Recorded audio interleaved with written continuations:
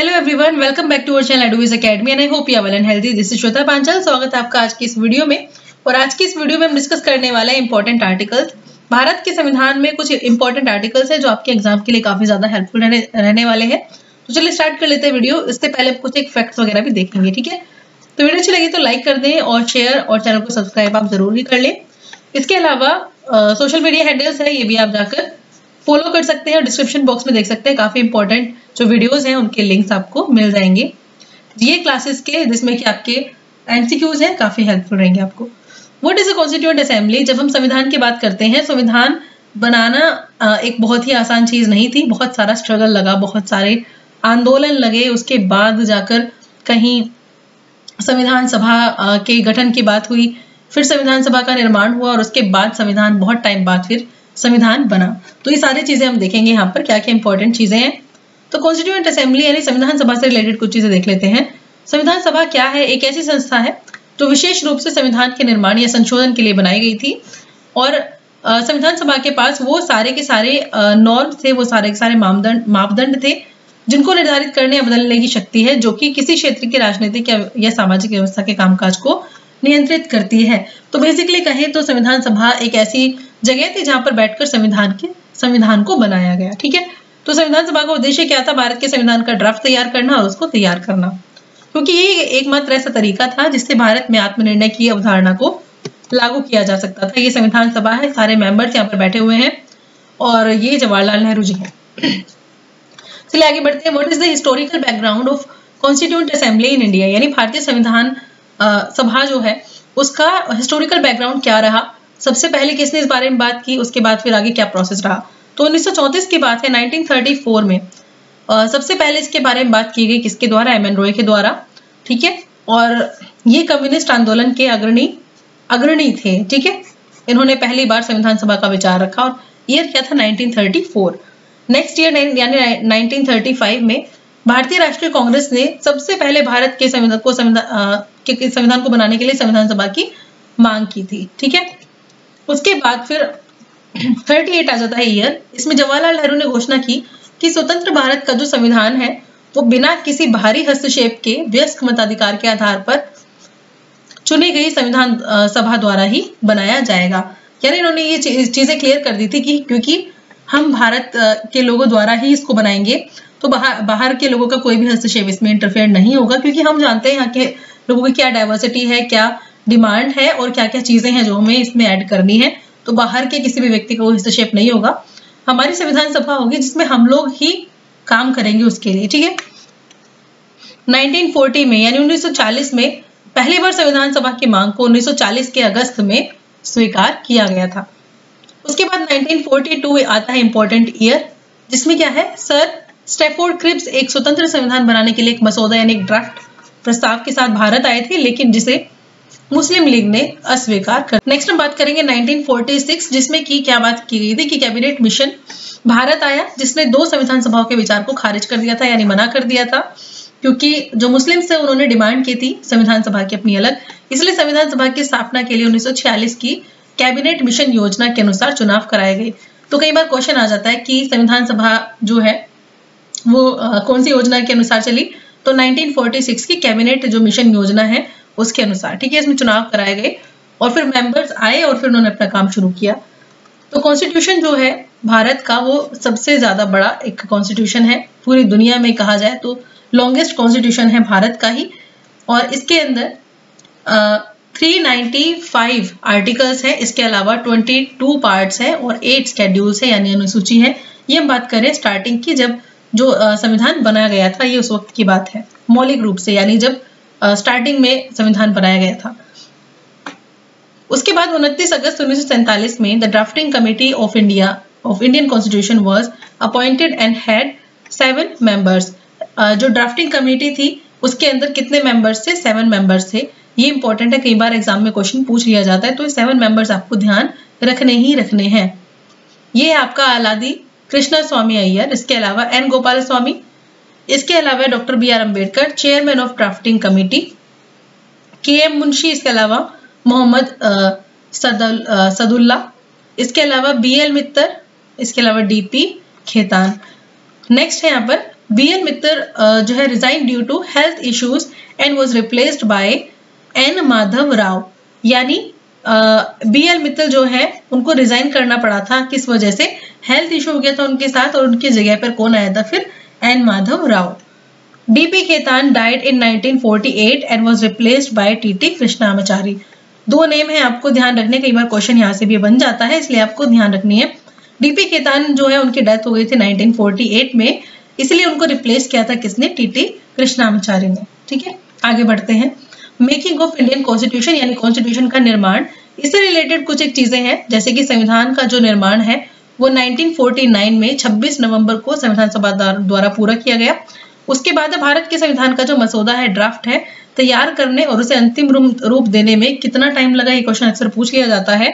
तो इसमें टाइम लगा पूरा 2 साल 11 महीने और 18 दिन। 2, 11, 18 ऐसे करके आपको याद रख लेना है। 2 साल 11 महीने और 18 दिन। भारतीय संविधान सभा की पहली बैठक जो पहली बैठक है वो कब हुई थी? 1946 में, दिसंबर में। तो 9 दिसंबर 1946 में इसकी पहली बैठक हुई थी। और कॉन्स्टिट्यूशन बनने में कितना खर्च आया था? लगभग 64 लाख रुपए। ठीक है, 64 लाख रुपए का इसमें टोटल खर्चा आया था। ये भारत का संविधान, ठीक है, ये लिखा हुआ है यहाँ पर इंग्लिश में, ये हिंदी में डॉक्टर BR अम्बेडकर की प्रतिमा। नेक्स्ट, कॉन्स्टिट्यूशन यानी भारतीय संविधान के 80 महत्वपूर्ण हम आर्टिकल देख लेते हैं, जिनको आपको रट लेना है, अच्छे से समझ लेना है, याद कर लेना है। ठीक है, कहीं भी आपसे क्वेश्चन आ जाए तो आपको छोड़कर नहीं आना है क्वेश्चन। देखिए, आर्टिकल नंबर जो 1 है वो आपसे कहता है संघ का नाम और उसके क्षेत्र। ठीक है, यहाँ पर देश जैसे शब्द का प्रयोग नहीं हुआ है, यहाँ पर लिखा गया है भारत क्या है? एक संघों का। ठीक है, तो संघ और उसके राज्य क्षेत्र अगर शब्द आ जाए तो आप उसको टिक करके आएंगे बिल्कुल करेक्ट आंसर के लिए। तो अनुच्छेद संख्या 1 यानी आर्टिकल नंबर 1 कहता है कि संघ का नाम और उसके क्षेत्र से रिलेटेड है ये। आर्टिकल नंबर 3 है नए राज्यों का गठन और मौजूदा राज्यों के क्षेत्रों, सीमाओं और नामों में परिवर्तन। आर्टिकल नंबर 13 है मौलिक अधिकारों से रिलेटेड, जो कि कहता है कि मौलिक अधिकारों से असंगत या उनका अनादर करने वाले जो कानून है उनसे रिलेटेड। उसके बाद है आपका आर्टिकल नंबर 14 कानून के समक्ष समानता, इक्वालिटी से रिलेटेड है। इसके अलावा ये रिलेटेड है सार्वजनिक, आर्टिकल नंबर 16 है सार्वजनिक रोजगार के मामलों में अवसर की समानता। तो यहाँ पे अवसर की समानता जो है उसको आपको ध्यान रखना है। नेक्स्ट आपका article number 17 most important article है, कहीं भी पूछ लिया जाता है किसी भी एग्जाम में। आर्टिकल नंबर 17 कहता है छुआछूत का अंत यानी abolition of untouchability. Article number 19 कहता है अभिव्यक्ति की स्वतंत्रता। ठीक है, इसके अलावा फ्रीडम ऑफ स्पीच यानी आपको अपने जो विचार है उनको व्यक्त करने की और बोलने की स्वतंत्रता दी गई है, ये आपका एक फंडामेंटल राइट है। इसके अलावा आर्टिकल नंबर 21 और 22 काफी ज्यादा इंपॉर्टेंट है, क्योंकि ये भी बहुत ज्यादा एग्जाम से पूछे जाते हैं। जीवन एवं व्यक्तिगत स्वतंत्रता की सुरक्षा। इसके अलावा आर्टिकल नंबर 21A जो है वो आपको प्रारंभिक शिक्षा का अधिकार देता है। आर्टिकल नंबर 25 है आपका freedom of conscience and free profession practice and propagation of religion, यानी ये कहता है आपसे विवेक की स्वतंत्रता है आपको, धर्म और आप कोई भी प्रोफेशन जो है आप। नेक्स्ट है आपका आर्टिकल नंबर 30 जो कहता है राइट ऑफ माइनॉरिटीज, माइनॉरिटीज के राइट्स वो स्टैब्लिश कर सकते हैं और एडमिनिस्टर कर सकते हैं। एजुकेशनल इंस्टीट्यूट यानी शैक्षणिक संस्थानों की स्थापना और प्रशासन करने का अल्पसंख्यकों का अधिकार। आर्टिकल नंबर 31C है जो कि कहता है कि कुछ निर्देशक सिद्धांतों को प्रभावी करने वाले कानून के बारे में ये है। ठीक है, उनको प्रभावी किया जा सकता है। आर्टिकल नंबर 32 जो है वो कहता है कि remedies for enforcement of fundamental rights including writs, यानी कि रिट सहित मौलिक अधिकारों को लागू करने के उपाय। आर्टिकल नंबर जो 38 है वो क्या कहता है? तो आर्टिकल नंबर 38 कहता है state to secure a social order for the promotion of the welfare of the people. तो यहाँ पर आपसे बात की गई है, आपसे कहा गया है कि राज्य जो है वो क्या करेगा? लोक कल्याण के बारे में राज्य क्या करेगा? लोक कल्याण की अभिवृद्धि के लिए क्या करेगा? सामाजिक व्यवस्था बनाएगा। क्या करेगा? सामाजिक व्यवस्था बनाएगा। ये कौन सा आर्टिकल कहता है? Article number 38। आर्टिकल नंबर 40 क्या कहता है? ग्राम पंचायतों का संगठन। ठीक है, ये क्वेश्चन बहुत बार पूछा जाता है पॉलिटी वगैरह में भी, काफी इंपॉर्टेंट क्वेश्चन है। आर्टिकल नंबर 40 किस बारे में है? तो ये है ग्राम पंचायतों के संगठन से रिलेटेड। आर्टिकल नंबर 44 ये क्या कहता है, नागरिकों के लिए समान नागरिक संहिता, ठीक है, uniform civil code for the citizens. उसके बाद है आर्टिकल नंबर 45, 6 वर्ष से कम उम्र के जो बच्चे हैं उनके लिए प्रारंभिक बचपन की देखभाल करने का शिक्षा का प्रावधान, ठीक है। तो आर्टिकल नंबर 45 काफी इंपॉर्टेंट है। एक तरीके से ये कहा गया है कि 6 साल जो है उससे कम आयु के जो बच्चे हैं उनके लिए निःशुल्क और अनिवार्य शिक्षा की यहाँ पर बात की गई है, ठीक है। नेक्स्ट है आपका आर्टिकल नंबर 46, ये क्या कहता है, अनुसूचित जाति जनजाति और अन्य कमजोर वर्गों के शैक्षिक और आर्थिक हितों को बढ़ावा दिया जाए। इससे रिलेटेड उपबंध है, इससे रिलेटेड आपके ये आपका ये आर्टिकल है। आर्टिकल नंबर 50 काफी इंपॉर्टेंट है, ये आपका न्यायपालिका को कार्यपालिका से अलग करना, ठीक है। आर्टिकल नंबर 50 क्या कहता है, separation of judiciary from the executive, यानी कार्यपालिका और जो न्यायपालिका है उनको एकदम अलग करना। आर्टिकल नंबर 51 है, अंतर्राष्ट्रीय शांति और सुरक्षा को बढ़ावा देना। नेक्स्ट है आर्टिकल नंबर 51 ए, ठीक है, काफी ज्यादा इंपॉर्टेंट है, या फिर आर्टिकल 51 क ऐसा भी लिखा सकता है। ये आपका किस चीज से रिलेटेड है, ये आपका मौलिक कर्तव्य से रिलेटेड है, ठीक है, यानी फंडामेंटल ड्यूटीज इसके अंतर्गत आती है। आर्टिकल नंबर 72 क्या कहता है आपसे, प्रेसिडेंट की पावर के बारे में बात की गई है यहाँ पर। आर्टिकल नंबर 72 कहता है कि प्रेसिडेंट के पास कुछ राइट्स होते हैं, क्षमा देने, निलंबित करने और कम करने की, सजा को कम करने का जो राइट है वो किसके पास है, प्रेसिडेंट ऑफ इंडिया यानी कि राष्ट्रपति के पास। तो कौन से आर्टिकल के अंतर्गत आता है ये अधिकार, आर्टिकल नंबर 72, यानी भारत के राष्ट्रपति जो है वो किसी के क्या कह सकते हैं कि किसी को क्षमा कर सकते हैं, ठीक है, या फिर दंड को कम कर सकते हैं, निलंबित कर सकते हैं, तो ये सारे राइट्स इसके अंतर्गत आते हैं। आर्टिकल नंबर 74 है, राष्ट्रपति को सहायता एवं सलाह देने हेतु मंत्री परिषद, ये काफी इंपॉर्टेंट है ये वाला आर्टिकल। आर्टिकल नंबर 74 ये कहता है राष्ट्रपति को सहायता और सलाह देने के लिए एक मंत्री परिषद का होना। आर्टिकल नंबर 76 है, भारत के महान्यायवादी से यानी AG of India, attorney general of India से रिलेटेड है। डायरेक्ट क्वेश्चन अगर पूछ लिया जाए कि भारत के महान्यायवादी के बारे में कौन से आर्टिकल में है, तो 76 में। 78 है, राष्ट्रपति को सूचना प्रस्तुत करने के संबंध में प्रधानमंत्री के कर्तव्य, ये कौन सा है आपका आर्टिकल नंबर 78, ठीक है। आर्टिकल नंबर नेक्स्ट आते हैं 26 आपका ये नंबर है, तो आर्टिकल नंबर 110 आपका क्या कहता है, अनुच्छेद 110 है, धन विधेयक की परिभाषा इसमें मेंशन की गई है, ठीक है, कि धन विधेयक, कौन से विधेयक को धन विधेयक कहा जाएगा, definition of money bills. Next है आर्टिकल नंबर 112 की यहाँ पर बात की गई है, तो वार्षिक वित्तीय वितरण बजट की यहाँ पर बात की गई है, यानी एनुअल फाइनेंशियल स्टेटमेंट बजट की यहाँ पर बात की गई है। ये कौन सा आर्टिकल में आएगा, 112 में। आर्टिकल नंबर 123 है यहाँ पर, इसमें है संसद के अवकाश के दौरान अध्यादेश जारी करने की जो राष्ट्रपति की शक्ति है वो कौन से आर्टिकल में निहित है, आर्टिकल नंबर यानी अनुच्छेद नंबर 123 में। उसके बाद आर्टिकल नंबर 143 यानी 143, ये सुप्रीम कोर्ट से परामर्श करने की राष्ट्रपति की शक्ति, काफी इंपॉर्टेंट आर्टिकल है ये वाला। नेक्स्ट आर्टिकल नंबर 148, ये भारत के नियंत्रक एवं महालेखा परीक्षक से रिलेटेड है, यानी controller and auditor general of India, ये है आपका आर्टिकल नंबर 148 में। आर्टिकल नंबर 149 क्या कहता है, भारत के नियंत्रक एवं महालेखा परीक्षक के क्या क्या कर्तव्य होंगे और क्या क्या उसकी शक्तियां होंगी, ये आपका मेंशन है आर्टिकल नंबर 149 में। नेक्स्ट है आपका गवर्नर से रिलेटेड, यानी appointment of the governor, governor जो है यानी राज्यपाल है उसकी नियुक्ति से रिलेटेड है आपका आर्टिकल नंबर 155। तो राज्यपाल की नियुक्ति से रिलेटेड जो भी चीजें हैं वो आर्टिकल नंबर 155 में मेंशन है। 161 आर्टिकल में क्षमा आदि देने और कुछ मामलों में सजा को निलंबित, माफ करने और कम करने की राज्यपाल की शक्ति, ठीक है। तो ये आपका आर्टिकल नंबर 161 में, आपको कंफ्यूज नहीं होना है, वहां पर राष्ट्रपति के बारे में बात की थी हमने, कहां पर, अभी यहीं पर जो हमने बात की थी ये राष्ट्रपति के बारे में थी।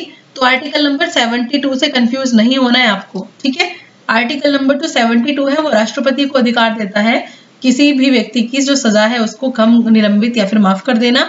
और आर्टिकल नंबर 161 ये गवर्नर को राइट देता है, यानी राज्यपाल को ये अधिकार देता है क्षमा आदि देने का, सजा को निलंबित या माफ करने का अधिकार, ठीक है। तो इस तरीके से आपसे क्वेश्चन भी पूछा जा सकता है, तो इनको आपको अंतर करना, इनमें डिफरेंस आपको पता होना चाहिए। आर्टिकल नंबर 163 क्या कहता है, राज्यपाल से रिलेटेड है, गवर्नर से रिलेटेड है। गवर्नर को सहायता एवं सलाह देने हेतु मंत्री परिषद, ठीक है। आर्टिकल नंबर 165 राज्य का महाधिवक्ता यानी कि एडवोकेट जनरल ऑफ स्टेट, ये आपका आर्टिकल नंबर 165 में मेंशन है। आर्टिकल नंबर 167 में राज्यपाल को सूचना आदि देने के संबंध में मुख्यमंत्री के कर्तव्य क्या रहेंगे, ये सारा आर्टिकल नंबर 167 के अंदर मेंशन है। आर्टिकल 168 है राज्यों में विधान मंडलों का गठन, यानी कि स्टेट्स में लेजिस्लेचर से रिलेटेड जितने भी चीजें हैं वो आर्टिकल नंबर 168 में मेंशन है, ठीक है। आर्टिकल नंबर 169 में क्या मेंशन किया गया है, राज्यों में विधान परिषदों का उन्मूलन या फिर निर्माण। जैसे कि आपको पता है ना, कुछ स्टेट्स में क्या है, विधान परिषद और विधान मंडल दोनों होते हैं, विधानसभा और विधान परिषद दोनों होती हैं,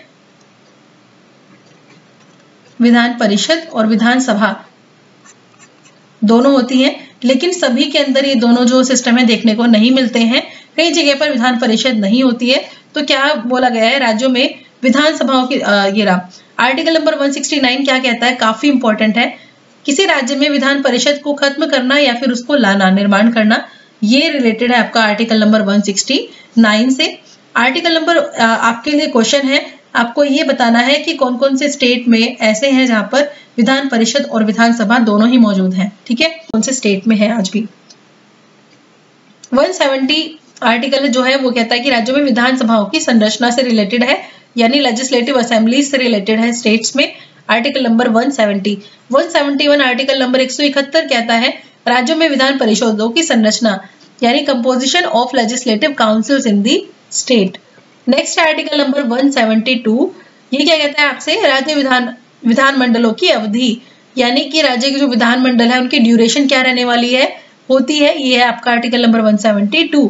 आर्टिकल नंबर 173 कहता है qualification for membership of the state legislatures, यानी कि राज्य का जो विधान मंडल होता है उसकी सदस्यता के लिए जो योग्यता होती है वो क्या क्या है, वो मेंशन है आपका आर्टिकल नंबर 173 में। आर्टिकल नंबर 174 कहता है राज्य विधानमंडल का सत्र, सत्रावसान और विघटन से रिलेटेड जितने भी चीजें हैं वो आपका आर्टिकल नंबर 174 में है, यानी sessions of the state legislature, इसके अलावा उसको प्रोवोकेशन एंड डिसोल्यूशन, ठीक है, डिसोल्यूशन से रिलेटेड है। नेक्स्ट आर्टिकल नंबर 178, ये स्पीकर के बारे में है, विधानसभा के अध्यक्ष और उपाध्यक्ष से रिलेटेड जो भी चीजें हैं वो आर्टिकल नंबर 178 में मेंशन है।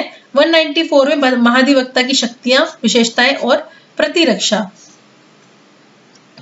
नेक्स्ट है आर्टिकल नंबर 200, ठीक है, ये क्या कहता है, राज्यपाल द्वारा विधेयकों को मंजूरी, राष्ट्रपति के लिए आरक्षण सहित, यानी assent to bill by the governor including reservation for president. क्या होता है कि कई बार पूछ लिया जाता है राष्ट्रपति द्वारा भी कि ये जो मतलब किसी भी चीज से रिलेटेड अगर सलाह वगैरह ले रहे हो तो उसको रोक लिया जाता है, बिल्कुल, ठीक है। फिर आपका आर्टिकल नंबर 202, यानी आर्टिकल नंबर अनुच्छेद संख्या 202, ये आपका राज्य विधानमंडल का वार्षिक वित्तीय वितरण। आर्टिकल नंबर 210 है राज्य विधानमंडल के प्रयोग की जाने वाली भाषा से रिलेटेड। नेक्स्ट आर्टिकल नंबर 212, ये है न्यायालय राज्य विधानमंडल की कार्यवाही की जांच नहीं करेगा, ठीक है, यानी courts not to inquire into proceedings of state legislatures. Article number 213 यानी 213 अनुच्छेद क्या कहता है, राज्य विधानमंडल के अवकाश के दौरान अध्यादेश प्रख्यापित करने की राज्यपाल की शक्तियों के बारे में, यानी आर्टिकल नंबर ये जो है 213 काफी इंपॉर्टेंट है।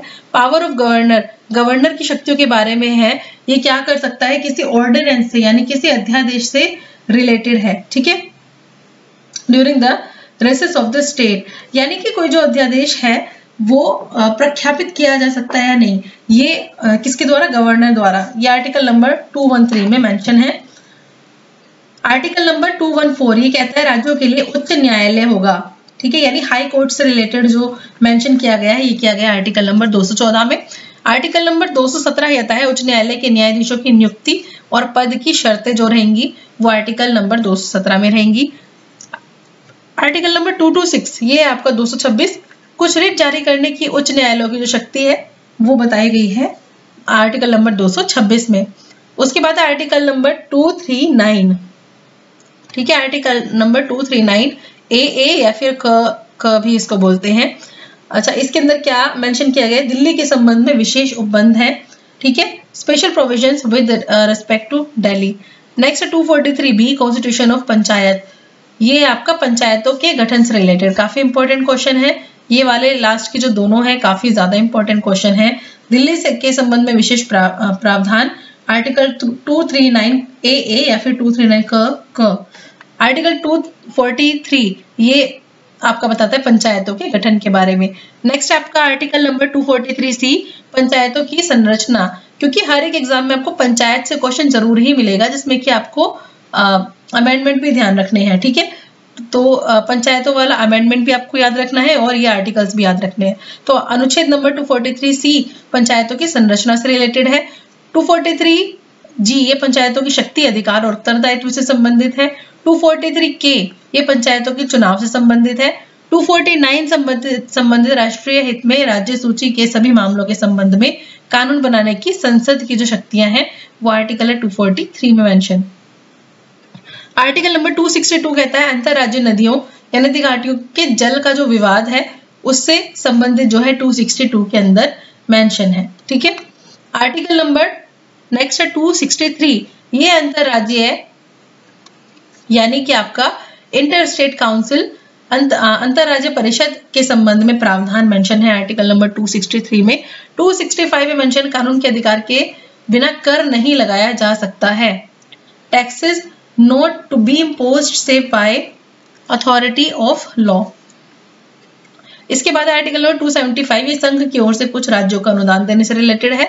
आर्टिकल नंबर 280 ये है आपका वित्त आयोग से रिलेटेड, यानी फाइनेंस कमीशन से रिलेटेड जो आपका आर्टिकल है वो है आपका 280। 300 आर्टिकल नंबर है वाद एवं कार्यवाही, ठीक है, ये है आपका आर्टिकल नंबर 300 वाद एवं कार्यवाही। उसके बाद है आपका नेक्स्ट आर्टिकल 311 ये आपका संघ या राज्य के अधीन नागरिक क्षमताओं में कार्यरत व्यक्तियों की बर्खास्तगी, निष्कासन और पद में कमी से रिलेटेड है, ठीक है। उसके बाद आर्टिकल नंबर 312 ये अखिल भारतीय सेवाओं से रिलेटेड, यानी ऑल इंडिया सर्विसेज से रिलेटेड। आर्टिकल नंबर 315 है संघ और राज्यों के लिए लोक सेवा आयोग से रिलेटेड, ये आपका आर्टिकल नंबर 315 यानी 315। संघ एवं राज्यों के लिए public service commission for the union and for states, यानी आपके जो यूपीएससी वगैरह है या फिर स्टेट जो सर्विसेज है इससे रिलेटेड 315 आर्टिकल में आपका मेंशन है सारी चीजें। आर्टिकल नंबर 320 रिलेटेड है लोक सेवा आयोग के कार्य से, यानी कि यूपीएससी के कार्यों से सॉरी ये आपका फंक्शंस ऑफ पब्लिक सर्विस से, ठीक है, पब्लिक सर्विस जो है उनसे रिलेटेड है। आर्टिकल नंबर 320 लोक सेवा आयोग से। नेक्स्ट आर्टिकल नंबर 323A ये आपका प्रशासनिक न्यायाधिकरण यानी एडमिनिस्ट्रेटिव ट्रिब्यूनल से रिलेटेड है। Article 323A।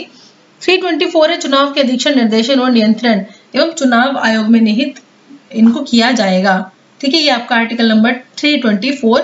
आर्टिकल नंबर 330 कहता है लोकसभा में अनुसूचित जाति और जनजाति के लिए सीटों का आरक्षण, काफी इंपॉर्टेंट है आजकल के टाइम में ये वाला। Article number 330। आर्टिकल नंबर 335 कहता है सेवाओं और पदों पर अनुसूचित जाति और जनजाति का दावा, ठीक है, यानी उनके क्लेम्स से रिलेटेड जो है आर्टिकल नंबर 335 में है। आर्टिकल नंबर 352 है, ये कहता है आपको आपातकाल की उद्घोषणा से रिलेटेड, ये आपको 3 आर्टिकल ध्यान रखने हैं। आर्टिकल नंबर 352 ये राष्ट्रीय आपातकाल की उद्घोषणा। नेक्स्ट है आपका आर्टिकल नंबर 360 ये कहता है आपका वित्तीय आपातकाल के संबंध में है, वित्तीय आपातकाल आपसे पूछ लिया था कई बार। आर्टिकल नंबर 365 ये आपका संघ द्वारा दिए गए निर्देशों का पालन या उन्हें प्रभावी करने में विफलता जो होती है उसके प्रभाव को लेकर, ये भी आपका राष्ट्रपति शासन से रिलेटेड है, ठीक है। तो आर्टिकल 360 हो गया है, 356, 352 भी हो गया है। नेक्स्ट आते हैं इन तीनों आर्टिकल में से, ये तीनों काफी ज्यादा इंपॉर्टेंट आर्टिकल है आपका इमरजेंसी से रिलेटेड जो है। नेक्स्ट आपका आर्टिकल नंबर 368 काफी इंपॉर्टेंट है, संविधान और उसकी प्रक्रिया में संशोधन करने की जो संसद की शक्ति है उसको उसकी व्याख्या करता है ये आर्टिकल। आर्टिकल 370 आपसे पूछ लिया जा सकता है कि आर्टिकल नंबर 370 किससे रिलेटेड था, क्योंकि जम्मू कश्मीर जो है इसके ऊपर ये अप्लाई किया गया था आर्टिकल। तो जम्मू कश्मीर राज्य के संबंध में अस्थायी प्रावधान था, आर्टिकल 370 अब हटा दिया गया है और जो जम्मू कश्मीर है उसको यूनियन टेरिटरी में ला दिया गया है। साथ ही में आपको ये भी ध्यान रखना है कि जम्मू कश्मीर जो था इसमें पहले लद्दाख भी शामिल था, लेकिन अब जो लद्दाख है उसको अलग कर दिया गया है। ये जो है ये भी अलग यूटी के तौर पर है अब, और जो जम्मू कश्मीर है ये भी अलग यूटी के तौर पर है अब, ठीक है। तो इस पूरे स्टेट में से 2 पार्ट कर दिए गए, एक तो हो गया आपका जम्मू कश्मीर और एक हो गया आपका लद्दाख, ठीक है। तो दोनों ही अलग अलग अब यूटी हैं। बच्चों को ये चीजें कई बार ध्यान नहीं रहती है, लेकिन आपको ध्यान रखनी है। तो ये आपके 80 आर्टिकल्स थे। एक एक आर्टिकल मैंने आपको बता दिया कौन सा इंपॉर्टेंट है। आपको ये सारे आर्टिकल बहुत अच्छे से याद कर लेने हैं। 4-5 बार इन आर्टिकल्स को एक बार देख लेंगे तो आपको इजीली याद हो जाएंगे। या फिर एक और तरीका भी है, जैसे आप पॉलिटी वगैरह जब पढ़ते हैं तो एक बार इन सब आर्टिकल्स को देखेंगे, और जब आप पर्टिकुलर पोर्शन पढ़ेंगे, सपोज आप जुडिशरी पढ़ रहे हैं, तो उस वक्त आप इन आर्टिकल्स को अलग से वहां पर स्टार्ट करने से पहले लिख सकते हैं, और फिर जहां पर भी बीच में आर्टिकल मेंशन होते हैं वहां पर उनको कोट कर सकते हैं या फिर उसको हाईलाइट कर सकते हैं। तो परमानेंटली आपको आर्टिकल्स याद हो जाएंगे, रटने की जरूरत नहीं पड़ेगी। तो थोड़ा सा आपको आर्टिकल ये देखकर अपने आर्टिकल जब टॉपिक करेंगे तो उनको वहां पे भी ध्यान रखना है, ठीक है। तो चलिए मिलते हैं अपने नेक्स्ट वीडियो में। Thank you so much watching this video. Channel को सब्सक्राइब कर सकते हैं for further videos. Thank you for watching this video.